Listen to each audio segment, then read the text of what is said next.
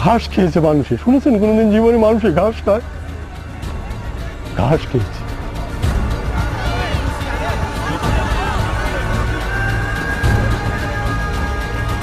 একটা গাছের নিচে গিয়ে বসলাম, গুলি চালালো, গাছ ফুড়ে বেরিয়ে গেলে গাছের নিচে ছিল, এটা আসল দিয়ে ডাকে নিয়ে বসেছিল। অন্তত 20 থেকে 30টা শিশু মরে এক জায়গায় লাট দিয়ে রেখে দিয়েছে, তাদের সত্তা আছে। আমার দুটো বাচ্চা মারা গেছে। 7-8টা শিশু দেখেছিলাম দাদা, আর পোড়া হয়ে সব ঘরের ভিতরে মরে পড়ে আছে।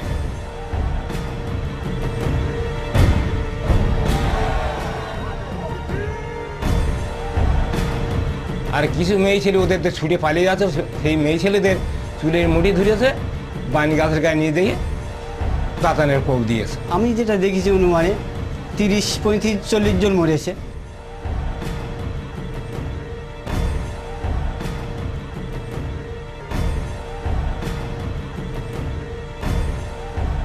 দেখলাম নিয়ে উঠে গেছে, আর সে দেখতে দেখতে চলে গেল। তার খোঁজ খবর আর কোনোদিন পালাম না। ওরা রাত্রিবেলায় 2টোর সময় অসহায় মানুষদের উপর গুলি করেছে। যে লাশগুলো হয়েছে সেই লাশগুলো মাটিতে পুঁতে দেয়নি, পোড়ায়নি। টাইগার প্রজেক্টে নিয়ে বাঘকে ওরা খাইয়ে দিয়েছে, বাঘের লুকিয়ে লুকিয়ে খাচ্ছে।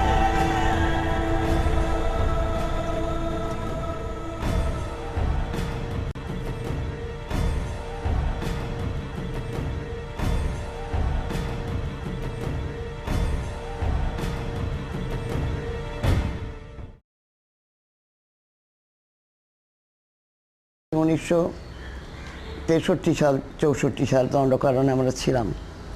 আর মরিঝাঁপিতে তারপরে অনেকের সময় আমার নোয়াখালীতেও দেখা হয়েছিল। কাজেই একটা খুব ইন্টারেস্টিং যে আমি যারা নোয়াখালীতে দেখা গিয়েছিল তাদের আমি দণ্ডকারণে দেখলাম, আর দণ্ডকারণে যাদের দেখা হয়েছিল তাদের আমরা কলকাতার ক্যাম্পে দেখলাম। কাজে মনে হয় যে এই যে জনস্রোত একবার করে ছিন্নমূল হয়ে এক জায়গা থেকে আরেক জায়গায় যাচ্ছে, আরেক জায়গা থেকে আরেক জায়গায় যাচ্ছে, এদের কিছু কি করার আমার রাস্তা ছিল না? আমরা সব উঠেছি দ্বীপের ওপরে। উঠেই প্রথম যে দৃশ্য, যে চারদিকে সমস্ত ভাঙা চোরা অবস্থায় পড়ে আছে, মনে হচ্ছে পুরো দ্বীপটার ওপরে বুলডোজার চালিয়ে দেওয়া হয়েছে। যে ঘর থেকে যে বেরিয়েছে, ঘরের আসবাবপত্র নিয়ে যেতে পারেনি বেচারিরা।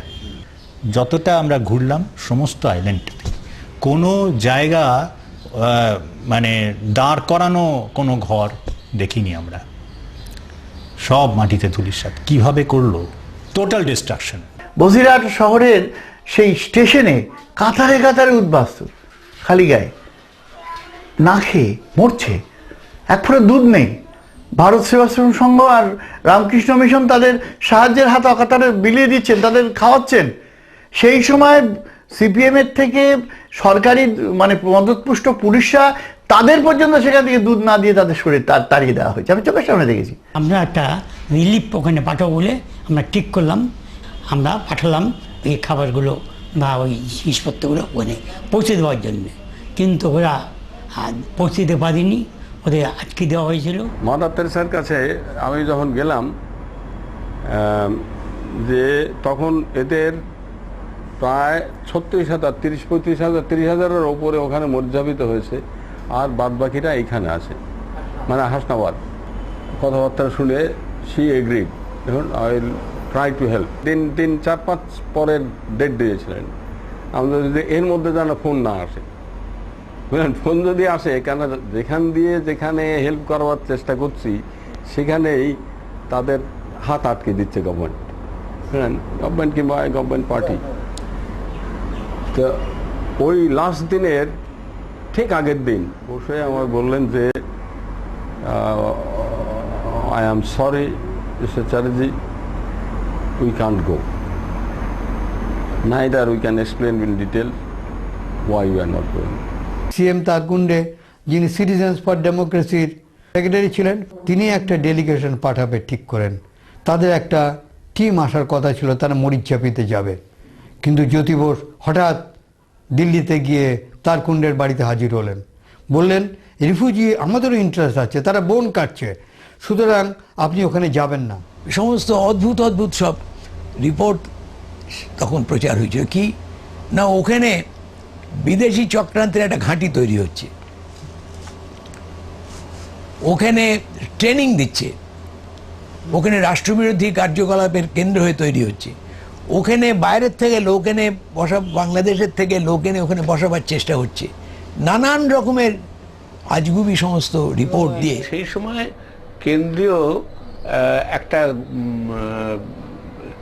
শাখা, গোয়েন্দা শাখা, তারা কিন্তু একটা রিপোর্ট দিয়েছিল যে এই রিপোর্টগুলির সাথে বাস্তবের কোনো মিল নেই। ভাষাটা এই ছিল যে এই রিপোর্টগুলির সাথে বাস্তবের কোনো মিল নেই। সংবিধানে আরো একটা বিষয় আছে যেটা খুব গুরুত্বপূর্ণ, সে হচ্ছে যে রাজ্যের আইন শৃঙ্খলা ব্যবস্থা রাজ্য সরকারের হাতে হলেও সেখানে যদি মানবিকতার চরম উল্লঙ্ঘন হয়, এক, দুই হচ্ছে তারা যদি তপশিলি জাতি বা তপশিলি উপজাতি হন, তাদের উপর অত্যাচার হয়, তাহলে কিন্তু বিষয়টা পার্লামেন্টে তোলা যায়। যে মানুষগুলোকে মানে উদ্বাস্তু থাকতে থাকতে একদম ডিজেনারেট করে গেছে, এবং এই আমরা কলকাতার আশপাশে যে বিএল ক্যাম্পগুলো দেখতাম, পার্মানেন্ট লাইবিলিটিস ক্যাম্প, ধুবুলিয়া ইত্যাদি, যেখানে একটা কমপ্লিট ডিজেনারেশন হয়েছিল রিফিউজিদের, সেই জায়গায় এটা একটা এত পজিটিভ, যেটা আমাকে ভীষণভাবে নাড়া দেয় যে আমি আমার জীবনে এত সংগঠিতভাবে একটা গঠনমূলক কাজ, সত্যি কথা বলতে কি জিরো থেকে একটা জিনিসকে এরকম একটা সম্পূর্ণ মানে হাজারের ওপর লোকের বসতি তৈরি করা, প্ল্যান করে রাস্তা, তার দুপাশে ঘর, একটা যেন প্ল্যান টাউনশিপ গড়ে উঠছে। যে যদি কোনো ট্রেসপাসারও হয়, except according to procedure established by law, তাকে ওঠানো যাবে না। এইটা একটা standard legal concept and established legal concept. এই নিয়ে আমরা অনেক সময় যাই, শরণাপন্ন হই জজ সাহেবদের যে এই ব্যাপার হয়েছে, এবং সেখানে আমাদের রুলও পাই, রুলটা অ্যাবসলিউটও হয়ে যায় যে ট্রেসপাসারও যদি হই তাহলেও আমাকে except according to procedure established by law আমাকে ওঠানো যাবে না। তো এখানে তো তার থেকে বেশি আমরা এখানে এতদিন বসবাস করছি, ট্রেসপাসার নয়, আমাদের ডেকে আনা হয়েছে, থাকতে দেওয়া হয়েছে, আমাদের বিভিন্ন বেকারির লাইসেন্সের, নৌকোর লাইসেন্স এগুলো দেওয়া হয়েছে, সুতরাং ট্রেসপাসের কনসেপ্ট আসছে না। যদি আমরা এখানে বসতিও করে থাকি, যদি আমি ধরে নিচ্ছি যে সেই বসতিতে আমাদের হয়তো কোনো অনুমতি নেই, যদি এরকমও হয়, এখানে তো রয়েছে, তবুও আমাকে মেরে ধরে আগুন লাগিয়ে ঘরবাড়ি ভেঙে দিয়ে ডান্ডা পিটিয়ে ওঠাতে পারবে না। যখন আমাদের এই রিট ফাইল করা হয় বা যখন এইসব নিয়ে আলোচনা শুরু হচ্ছে, তখন এই ডাইরেক্ট এভিডেন্সগুলো আমাদের উকিলবাবুদের কাছে আমরা দিতেই পারি। তা দিলে কিন্তু এই গোটা রিটের চেহারাটা অন্যরকম হয়ে যেত। এবং শুধু তাই নয়, যেরকম শুনতে পেলাম মিস্ট্রির কাছ থেকে, যে কোর্টের যে ইনিশিয়াল ডাইরেকশন সেটা ছিল কিন্তু এভিডেন্স কালেকশনের জন্য। সাধারণত এইসব ক্ষেত্রে ডাইরেক্ট এভিডেন্স পাওয়া যায় না, হিয়ারসে বেশি। কিন্তু এখানে শুধু যারা করছেন এবং তারা হচ্ছেন তখনকার দিনে রুলিং পার্টির সঙ্গে যুক্ত।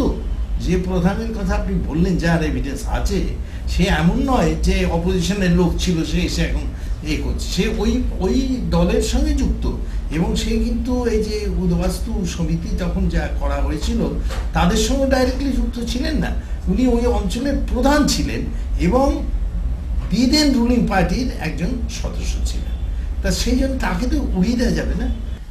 সাধারণ মানুষের বোধহয় জানার একটা অধিকার আছে যে এরকম ঘটনা কেন হলো, কি হলো, কিভাবে হলো, এবং এর প্রতিকারটা কোথায় হতে পারে।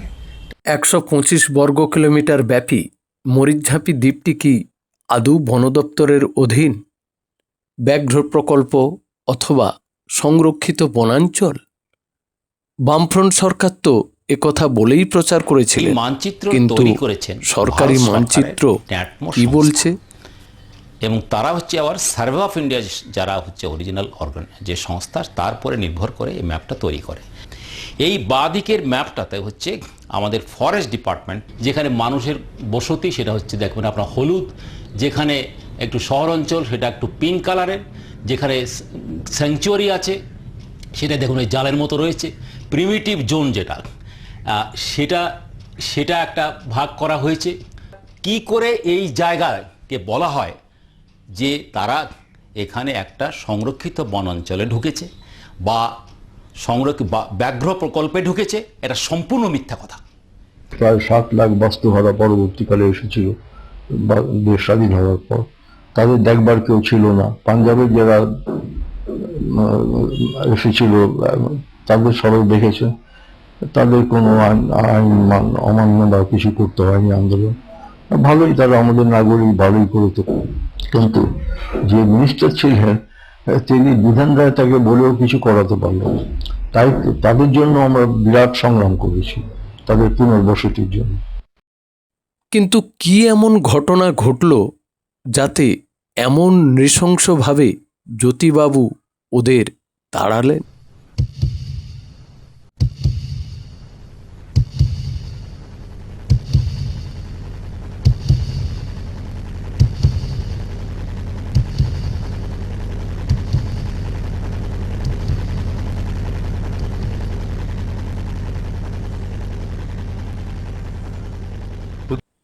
দীর্ঘ স্বাধীনতা সংগ্রামের ফলপ্রাপ্তির ঠিক প্রাক্কালে গদি দখলের টানাপোড়েনে মাত্র কয়েকজন নেতার লালসা চরিতার্থ করতে ভাগ করতে হলো স্বপ্নের ভারত। এপার গেল ওপারে, ওপার এলো এপারে, নাম হলো শরণার্থী। ওরা ভূমিপুত্র, স্বপ্ন জড়ানো বীজভূমি থেকে উৎখাত, নতুন ভূমির খোঁজে দিশেহারা। অধিকার থাকা সত্ত্বেও লক্ষ লক্ষ কৃষক স্বাধীনতার ৭৬ বছর পর আজও খুঁজে পায়নি আপন সত্তাকে প্রথিত করবার ভূমি। অথচ ৪৭-এর ১৫ই আগস্ট তৎকালীন প্রধানমন্ত্রী জওহরলাল নেহেরু বলেছিলেন, সাম্প্রদায়িক কারণে অথবা প্রাণ ও সম্পত্তি রক্ষার জন্য যদি হিন্দুরা চলে আসতে বাধ্য হয়, ভারত সরকার তার দায়িত্ব নেবে। ১৯৪৯-এর দাঙ্গা, ১৯৫০-এ নেহেরু লিয়াকত চুক্তি, ১৯৫২ সালে ভিসা পাসপোর্ট চালু এবং মাইগ্রেশনের টোপ দিয়েও উদ্বাস্তু স্রোত থামানো যায়নি। গেল না আজও। ১৯৭৪-এ মানা শহীদ ভাতা, ৭৫-এ বারুদ ক্যাম্প, পশ্চিমবঙ্গের বাগজোলা, এমন দৃষ্টান্ত অগুন্তি। কেমন ছিল ক্যাম্প জীবন?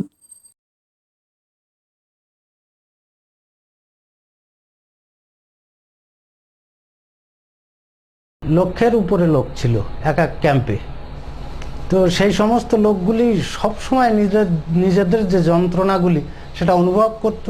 নিজেদের খাদ্য, পরিধেয় বস্ত্র এত নগণ্য ছিল যে বাইরে এই সমস্ত মানুষগুলি বাইরে বেরোলেই অন্য মানুষ চিনতে পারত যে এরা ক্যাম্পের মানুষ। যখন 64-এ এখানে মানাগাম্বে আসি, একটু জল ছিল না। সকালবেলা একটা কলের গোড়ায় কমসে কম 5টা-6টা মার্ডার হয়ে যেত এক মুখ জলের জন্য। প্রখর রৌদ্রের দিনে মানুষ কাতলা মাছের মতো হাঁপাতে থাকে। ওই এক মগ জল গামছা ভিজাইয়া তাই দিয়ে গা পুষত স্নানের বদলে। তাতে এখানকার বালক আর বৃদ্ধ সব মরে গেল একেবারে। ট্রাক ভরে নিয়ে ফালাই দিয়ে আসতে লাগলো, পোড়াইতে লাগলো। 78 টাকার উপরে আর কাউকে দেওয়া হতো না মাসিক। আর তা দিয়ে পরিবার পোষণ করা খুবই দুষ্কর ছিল। মানুষ পশুকেও খাওয়ায় না এমন ধরনের খাদ্য খেতে মানুষ বাধ্য হয়েছে। এবং বসনের যে পরিণতি ছিল, সরকার কিছু কিছু বসন দিত আর সেগুলো পরিধানের যোগ্য নয়, কারণ সেগুলি ধুয়ে দেওয়ার সঙ্গে সঙ্গে মশারির মতো হয়ে যেত, ফাঁকা হয়ে যেত। কোনো মহিলা একটা কাপড়ে এক পেজ দিয়ে পরতে পারতো না, পুরুষেও পরতে পারতো না। 12 মাসে 13 পার্বণের গার্হস্থ্য জীবন খুইয়ে 8-10 বছর অতি নিম্নমানের ছন্নছাড়া জীবন অতিষ্ঠ হয়ে হাজার হাজার পরিবার সুষ্ঠু পুনর্বাসনের জন্য যখন বিদ্রোহ করলেন, স্বাধীন ভারতের পুলিশ নির্বিচারে গণহত্যা করল, মহিলাদের ধর্ষণ করল। এটা 1974 সাল। এই সংঘর্ষটা শুরু হয়েছিল শুধু বাংলার বাইরে পুনর্বাসন দেওয়ার যে গাড়ি, সেই গাড়িগুলি ক্যাম্পে যাওয়ার সঙ্গে সঙ্গে ওখানকার যারা ক্যাম্পবাসী উদ্বাস্তু তারা ওই গাড়িতে উঠতে মানা করে দেয়। মানা করে দেওয়ার সঙ্গে সঙ্গে সামরিক শক্তি প্রয়োগ করে তাদের যে সমস্ত আসবাবপত্র সেগুলি নিয়ে গাড়িতে তুলে দেওয়া হয়। এইবার মানুষ তোলার জন্য ওই সিআরপিএফ জওয়ানদের দিয়ে প্রথমে খুব হেঁচড়া হেঁচড়ি টানা হেঁচড়া ওদের মধ্যে চলে, শেষ পর্যন্ত টিয়ার গ্যাস দেওয়া হয়, তারপরে ফায়ার। দণ্ডকে যে অঞ্চলগুলোকে গ্রাম ভাগ করে দেওয়া হলো তার সঙ্গে জেলখানা বা কয়েদখানার সেলের কোনো তফাৎ নেই। MV1, MV2 অর্থাৎ মালকানগিরি ভিলেজ নাম্বার 1, নাম্বার 2। মানে ভিখারিদের যেমনি দেওয়া হয় তখনকার কথা বলছি, সেই পরিসর 5 একর জমি দেওয়া দরকার। এই যে তোমার এরিয়া জঙ্গল পাহাড়ের উপরে দিয়েছে, তুমি সাফ করে, তুমি এটা জঙ্গল সাফ করে তুমি বানিয়ে নাও, তুমি মেহনত করে লেবার মজদুরি করে নাও। তখনকার দিনে কোথাও কোথাও পিচও পড়েনি এবং যে সমস্ত পাহাড়ের উপরে চড়তে হতো ঘুরতে ঘুরতে ঘুরতে ঘুরতে ওর ভিতরে বমি করে, ওর ভিতরে কেউ মাথা ঘুরে পড়েছে, সেদিকে যে চালক সে চালক আনার সময় লক্ষ্য করেনি যে ওর ভিতরে কিছু মানুষ আছে। তারা ঠিক মালবাহী ট্রাকের মতো ওগুলিকে নিয়ে এসে যখন আনলোড করে তখন দেখে কেউ অজ্ঞান অবস্থায়, কেউ বেহুশ অবস্থায়, কারো হাত পা কেটে গেছে, কারো মাথা ফেটে গেছে।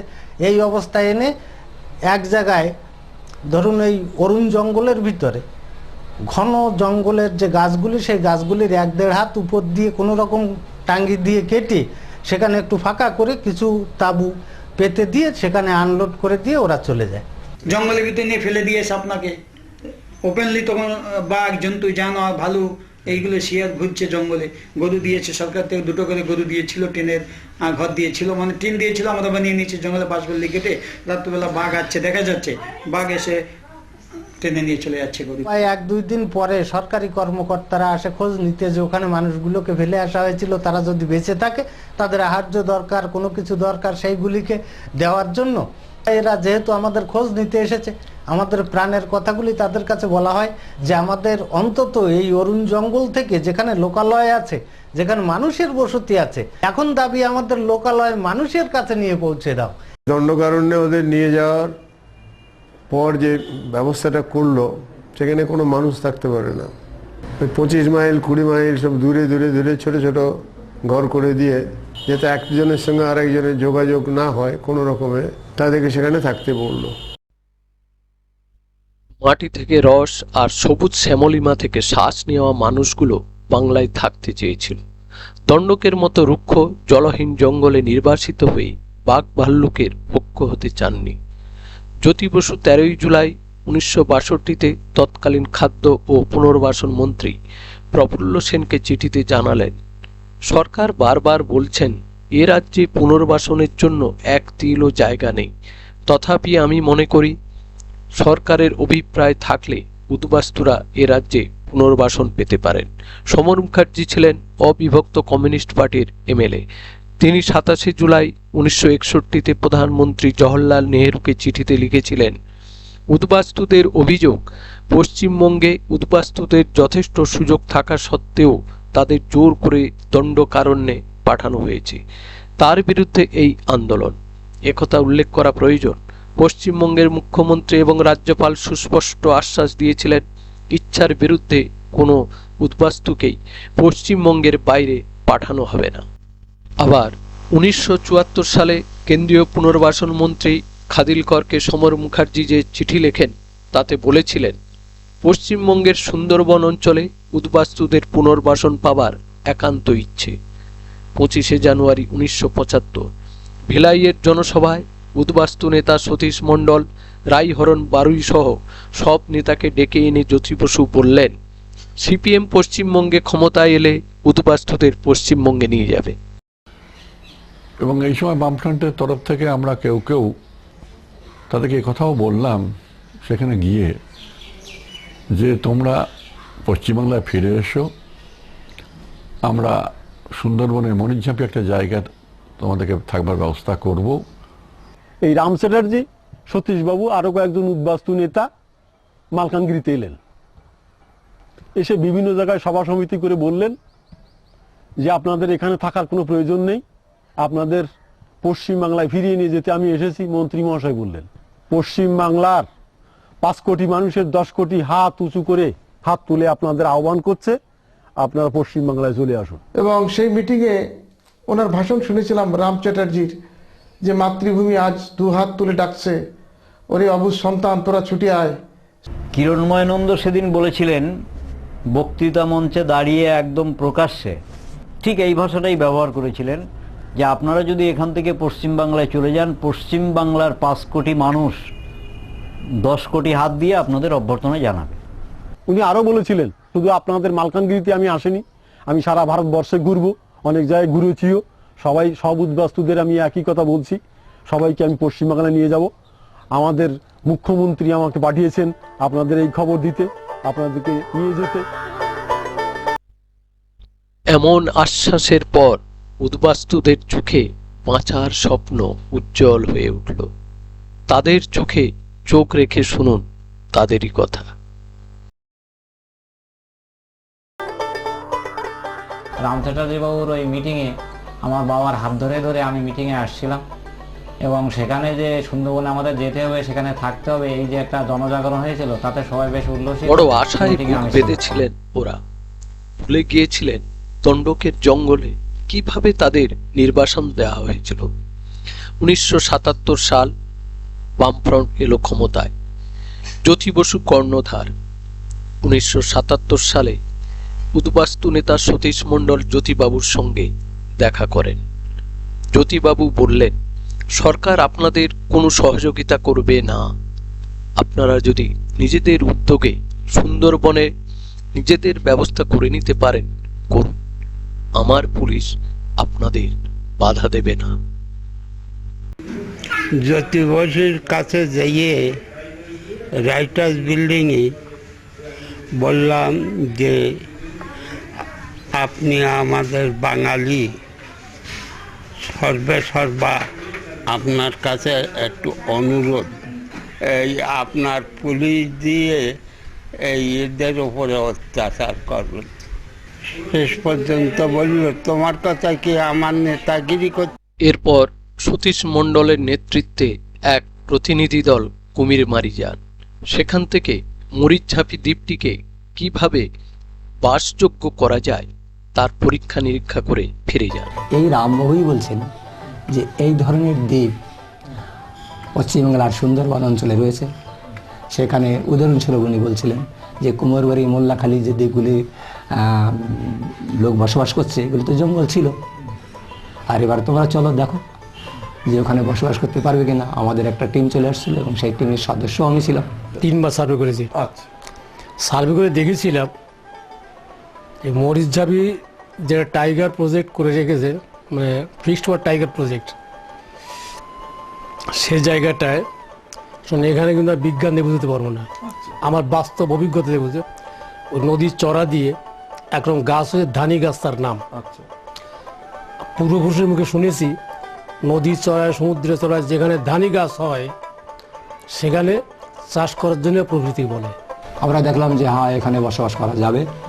একটা প্রবলেম ছিল জলের, তো জলের প্রবলেমটার জন্য আমরা আগেই ওখানে টেস্ট করে নিয়েছিলাম এবং আমরা দেখেছিলাম যে ওই বাউন্ডারিতে ওদের কলেজে জলগুলি আছে তার থেকে অনেক সুন্দর জল, এমনকি আমাদের এই যেখানে বসে আছে দমদমের জলের থেকে অনেক বেটার জল পায়। বাংলার জল, বাংলার মাটি, বাংলার ভাষা। উদ্বেল হলেন দণ্ডকের মানুষ। মন্ত্রী রাম চ্যাটার্জি এবং উপদেষ্টা কমিটির সম্পাদক অশোক ঘোষ আশ্বাস দিলেন, আপনারা তৈরি থাকুন, আমরা যখন ডাকব তখনই বেরিয়ে পড়বেন। 1978 মার্চ, হাজারে হাজারে উৎসুক মানুষ নিজস্ব মাটির উঠোন ফিরে পাবার স্বপ্নে বিভোর। মাটি প্রত্যাশী মানুষ দণ্ডক থেকে এসে পৌঁছলেন হাসনাবাদ। সেখান থেকে 4 ভাটার পথ পেরিয়ে ঘন্টা 4-5 হাতে টানা নৌকো করে পৌঁছতে শুরু করলেন মরিচঝাপি দ্বীপে। স্বপ্নের মাটি, স্বপ্নের মরিচঝাপি।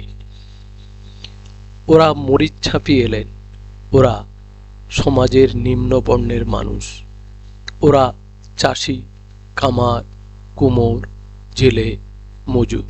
প্রথাগত শিক্ষার অঙ্গনে ওরা অশিক্ষিত, ব্যবহারিক গুণে অসাধারণ দক্ষতায় শিক্ষা, স্বাস্থ্য, অর্থনীতি, সংস্কৃতিতে স্বনির্ভর একটি আদর্শ গ্রাম গড়ে তুললেন মরিচঝাপিতে। বড় স্বপ্নের নাম হলো জলাশয় আছে, জলাশয়ের ভিতর দিয়ে মাছ তৈরি করে, বিশেষ করে চিংড়ি মাছ এত ফরেন পাঠাতে পারো, তখন ফরেন মানি আর্ন করবো আমরা। পশ্চিমবঙ্গ গভর্নমেন্টকে বলেছিলাম আমরা ফরেন মানি আর্ন করে দেবো, এ বলেছিলাম। নিজেরাও বাঁচবেন এবং বৈদেশিক অর্থ উপার্জন হবে। আগে আমরা গিয়ে দেখতাম ওখানে স্কুল, কল বসেছে, দোকান, হসপিটাল, বিভিন্ন রকম রুটি কারখানা করেছে। আমরা গিয়ে মাঝে মাঝে গিয়ে দেখে আসতাম। ওই মরিচঝাপিতে যখন শরণার্থীরা এসেছিল, আপনার অভিজ্ঞতা বলুন তো, আপনি কি ওপারে গেছিলেন? ওপারে গেছিলাম, এই যখন ওরা এসেছিল বারটার পড়ছিল দেখতে গেছিলাম। হ্যাঁ, কি দেখেছিলেন তখন? দেখছিলাম ওরা ওদের বাজার ঘাট, ওর কেনা বেচা। এই যে আমরা দ্বীপটা দেখতে পাচ্ছি, হ্যাঁ, এই দ্বীপটার মধ্যেই ইয়ে ছিল। হ্যাঁ, তিনি একটু কুজো মতো, চোখ দুটো খুব স্পষ্ট জল জল করে চোখ। বলা হলো উনি মাস্টারমশাই, তার নাম হচ্ছে রঙ্গলাল গোলদার। তা আমাকে ওনারা বললো যে তোমরা আপনারা প্রশ্ন করুন, কি কি প্রশ্ন করতে চান, জানতে চান। আমি বলি যে আমার কিছু কিছু প্রশ্ন আছে। তো অর্থনীতির লোক, সুতরাং আমি যে আপনারা যেখানে এসছেন, কেন এসছেন, এখানে কি করে বাঁচবেন এখানে। তখন কতগুলি কথা বলেছিলেন, সেগুলি খুব ভালো। পরে যাচাই করে দেখেছিলাম যে খুবই বুদ্ধি দীপ্তি তার মধ্যে ছিল, তাই নয়, যুক্তি ছিল তার মধ্যে। এই আবহাওয়াতে কিন্তু আমরা মানুষ, কিন্তু এইখান থেকে কীভাবে সোনা ফলাতে হয় সে মন্ত্র আমাদের জানা আছে। দেখেছি ওরা কিছুটা জায়গায় ধান চাষ করেছিল এবং ধানের গোছগুলো কি বেশ মোটা মোটা হয়েছিল, মানে আমাদের লোকালে হচ্ছে যে সমস্ত গোছ হয়েছিল তার চেয়ে ভালো হয়েছিল, আমাদের নিচে চোখে দেখা। হ্যাঁ, ওখানে প্রচুর দোকান ছিল, ও মুদিখানার দোকান ছিল, জিলিপির দোকান ছিল। এই নোনা জল ধরে আমি বলে দিতে পারবো যে কখন মাছ আসছে, এবং সেই মাছটাকে, সেই জলটাকে আমরা রেখে দেবো ইয়ে করে ঘিরে, এবং 3 মাস 4 মাস বাদের থেকেই এই মাছ বড় হতে শুরু করবে। সেখানে ওনাদের সঙ্গে আমরা বল খেলাও করেছি। মাত্র 7-8 মাসের মধ্যে এও কি সম্ভব? মাথা ঘুরে গেল অনেকের। মুখ্যমন্ত্রী জ্যোতি বসু প্রমাদ গুনলেন, কোনো সরকারি সাহায্য ছাড়া, পার্টির আনুকূল্য, অনুকম্পা, সাহচর্য ছাড়া অশিক্ষিত মানুষদের এমন কাণ্ড একটা দৃষ্টান্ত হিসেবে দাঁড়িয়ে যেতে পারে। অতএব তাদের সরে যেতে হবে। সরকার বলল যে ওদের ওখানে বসতে দেওয়াটা ঠিক হবে না, কারণ তার ফলে অন্যান্য উদ্বাস্তুদের আসার জন্য উৎসাহিত করা হবে। আর দ্বিতীয়ত ওখানে ওরা তো বসে জীবিকা অর্জন করতে পারবে না, সেটাও সরকারকে দেখতে হবে। তখন সুতরাং ওদের ফিরিয়ে দেওয়াই দরকার। তো কি করে ফিরিয়ে দেবেন আপনি বলুন? কিভাবে ফিরিয়ে দিতে পারেন? প্রশাসন কিভাবে ফিরিয়ে দিতে পারে? 1 জুলাই 1978 সাল সিপিএমের রাজ্য কমিটির বৈঠকে সিদ্ধান্ত নেওয়া হলো, যে সমস্ত উদ্বাস্তু পশ্চিমবঙ্গে এসেছেন তাদের প্রয়োজন হলে বল প্রয়োগ করে সরিয়ে দেব। 2 জুলাই প্রমোদ দাশগুপ্ত সাংবাদিক বৈঠকে বললেন, ওইসব উদ্বাস্তুদের নিয়ে গভীর ষড়যন্ত্র চলছে, পরিকল্পনা সম্পূর্ণ হলো। 1979 সালের 24 জানুয়ারি স্বাধীন ভারতের ইতিহাসে আরও একটি হিমশীতল কালো দিবস। মরিচঝাপের নিকোনো উঠোন, সাজানো গ্রাম অবরুদ্ধ হলো। মরিচঝাপিতে 144 ধারা জারি হল। সুন্দরবনের সমস্ত যাত্রীবাহী এবং পণ্যবাহী লঞ্চ অধিগ্রহণ করা হলো।